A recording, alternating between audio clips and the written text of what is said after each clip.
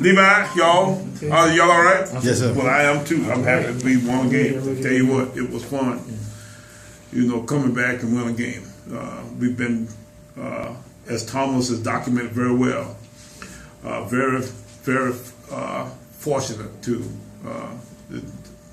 come back from a halftime deficit, because in most games we don't. So I was excited about the fact that our guys hung in there and overcame some adversity and won a tough game on the road. We didn't play our best. That's definitely the case. And we go for a half trying to figure some things out, because they were in a totally different defensive package than what we had seen in all the film that we had. And so we had some pretty heavy halftime adjustments to make. And you know, it was good to see our guys be able to go out and come back with a plan that was a little bit different and gave us a little bit chance to change some of our blocking schemes around a little bit to give us a chance to have some success in the second half. At that point, we kind of got ourselves settled in and got to the point where we could get the ball moving a little bit. But up to that point, it was a struggle. And defensively, it was a little bit of a struggle, especially when after we get up 10-7 and then 10-3, and then we give up a 2.5 play drive. I guess we had a penalty, and then we had a two play drive for all practical purposes.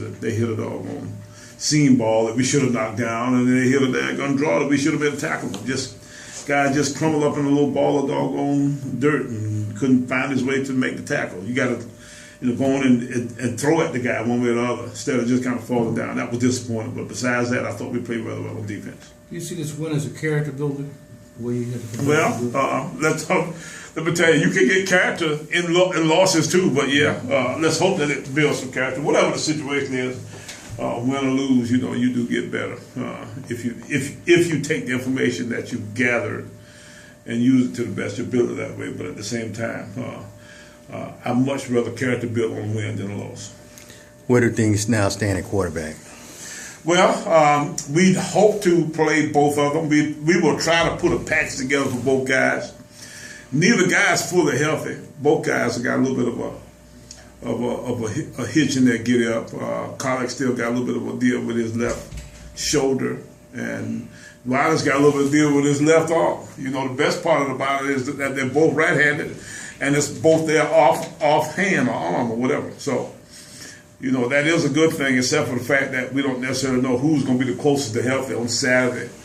But it appears that we will try to put plans together for both guys. And as that goes, as the week goes, we'll decide, how both plans look and who might play the most or when. It's great to have an ace in the hole. Well, yeah, but it's worse to have two C's in the hole. How about that deal?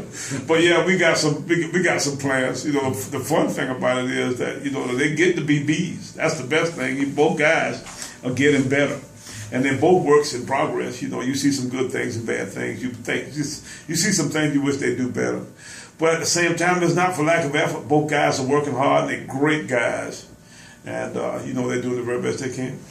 Well, Coach, it's been 6 years since you've had a running back rush for 100 yards in 4 straight games. Is this something Jalen can do against this Aggie defense? No. We haven't quite figured that out yet, Thomas. We like to think that he could, but, I'm sure there's 11 bloody-eyed Aggies up there waiting to stop him from doing that. But at the same time, we are going to try to run the football. You can bet that. And if that is the case, then I think Scoot will somehow not be involved. We'll see.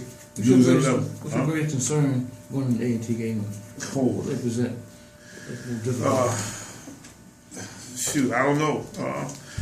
A&T's offensive attack is really special. They didn't play that little old running back kid. What's his name? Cohen. Yeah, number 20. I just know he's number 28. They didn't play the little running back kid against Howard. They tell me, they just kind of hold him out waiting for our game. He's a little little thing. And he one of them guys that can cut out the lights and get to bed before it gets dark, So, we got to figure out how to do something about him. Their quarterback, Quick, is extremely athletic and can run like the wind. So, they give you a double-edged sword there as to what, you're going to have to be able to defend. Defensively, our coaches think their secondary might be as talented and as well coached as any we see. and you know, their linebackers.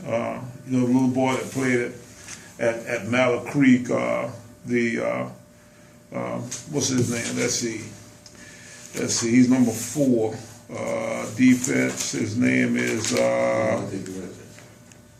Devontae Grant. Yeah, they got so many Devontae Grants until it's kind of hard to keep up with him, but he is special.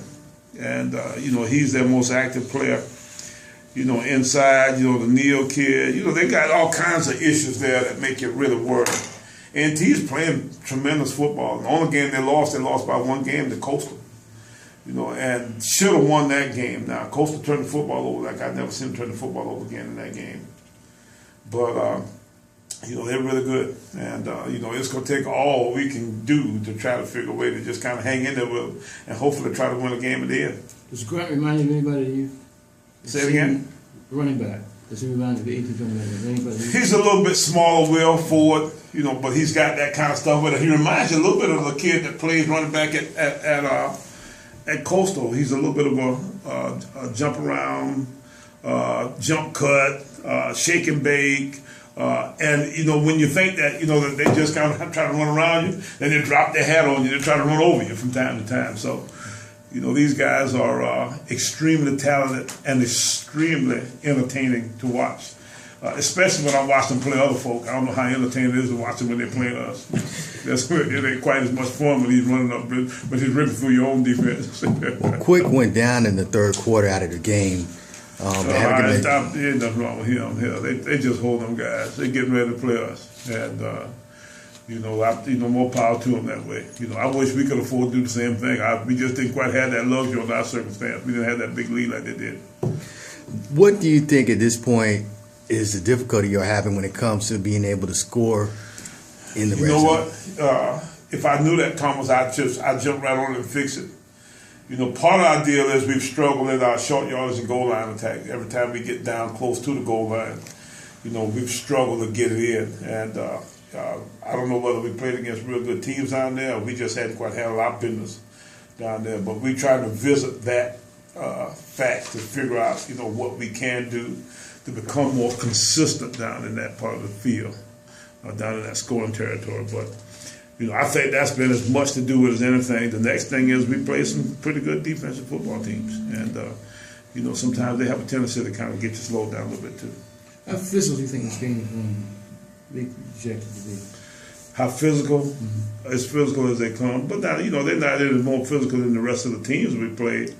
Or not the Crimsons and the, you know, and the Coastals and the Hamptons of the world. But at the same time, you know, they are a physical football team, but that, you know, that's just kind of part of the business at this point. I don't know if that's quite that big a deal. The question we ask now is how highly skilled are they, how coordinated are, how well they work together, that kind of stuff. And you know, I can tell you that on all those questions, the answer is very, very highly.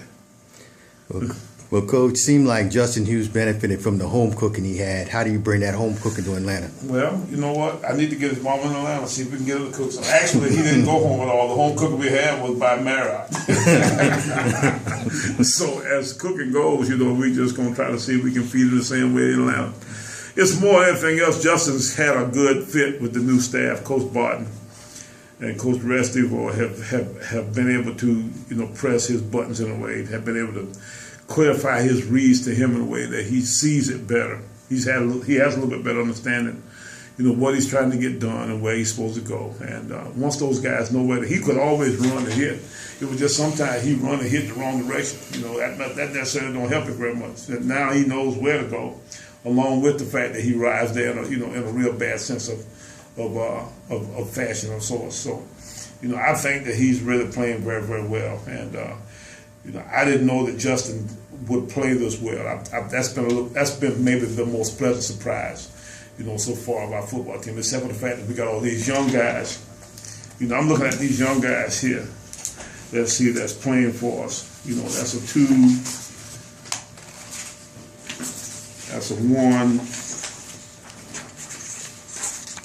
1. I'm talking about guys that's actually starting for us. Trey Samuels, that's a 1. Mikael Moody behind him, that's a 1. Lehman's a 2. Josh Brown's a 2. Eric Dickinson's a 2. Devin Flyers, Dominic Lewis, Andre Brown, Alice Glover, James Sells, Javon Hargraves, Andrew Carter, Sharp Brock Hughes, Darius Lennox a 1, Marquise Jones is a 2, Antonio Hamilton, Philip Henry is a Chris Paul is